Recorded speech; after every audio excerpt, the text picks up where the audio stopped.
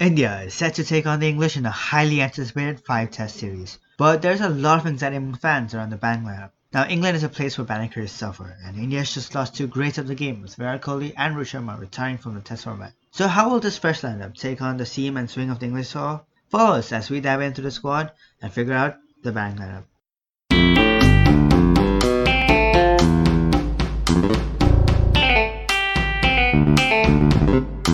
In terms of the batting lineup, so far there are only 4 players that are guaranteed to start.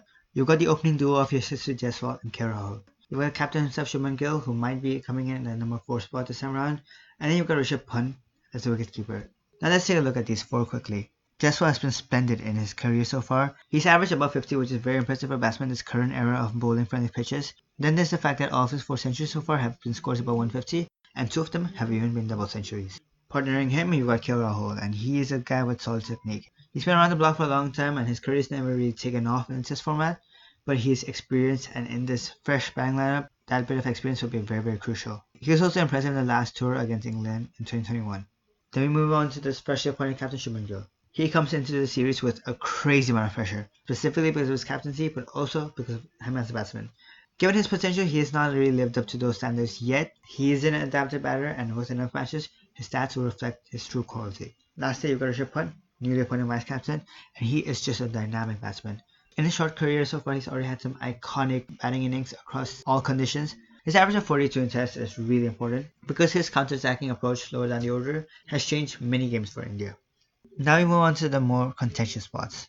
You start with the number 3-ish slot, and you do have Abhimanyu Easwaran, who's been on the block for a long time. He's been in many squads, but he had to make his debut. And he's a player who's been a consistent performer on the Ranji circuit. But every time he's been playing in the India A matches, he's really not been able to set the field alight. You see someone like Gill, Jaiswal, they've jumped up to the 11 because of the India A performances. Yet Eastern consistently struggles to adapt to new conditions when he goes away from the Indian circuit. That's why I think he'll fall to this next player. That is Sai Sudarshan. He's had a great IPL, and although the IPL is no judge of Test cricket, his entire approach to the game is something that inspires a lot of confidence in his technique and potential given the fact that he's still a young batsman. He does however have a mediocre first class average of just 39. I do think he'll get better over time, and his recent Ranji performances have been much better than that. He also has played good for India A, so I have no doubt that he will be able to match his potential in the Test format too. It's just a matter of time to see how long that takes, but momentum travels from one format to another, and his IPL form for sure will have some impact on his Test debut. Then you have Karun Nair, who's just had a go-to domestic season by all standards. He obviously had a 2016 run where he scored that triple century against England at home. He didn't get to play in the England away series in 2018 despite being in the squad, but he finds his way back into the squad now, and it is something that's very, very impressive. For someone at his age to come back with such a roar, I do think he'll slot into the team, but if he doesn't, then he has this guy to compete with. And that is Dhruv Jurel. Dhruv Jurel is another player fighting for that number 5 spot. He is a solid young talent. He's already won a few test matches for India against England. He has a solid technique too, and what pushes him forward is his consistency with the India A. On the lower end of the lineup, we have numbers 7 and 8. One hot favorite to fit in this slot is Nitish from Reddy. He's a fast-bowling all-rounder who looked so promising last year. He had a great IPO and then had a great BGC with an impressive ton, along with some other great knocks. He was frequently top scoring for India despite batting low down the order. Where question marks around him will rise is with his bowling. His bowling has been a question mark. He has not bowled a lot recently, and whether he'll be able to pick up the workload in the test format, going those long hard spells when needed, will be a big question mark. You've also got this other guy to contend with, and that's Ravindra Jadeja. I really don't need to talk about him. He's a go-to test all-rounder by all means, one of the greats of the game himself. To just compare him would be a disservice to all he's done. It'll just be a matter of combination to see whether he fits in, or more importantly, where he fits in. Waiting in the wings here, watching Sundar, he did start above Jadeja in some of the BGC tests, so I wouldn't be surprised if he gets a few games here too.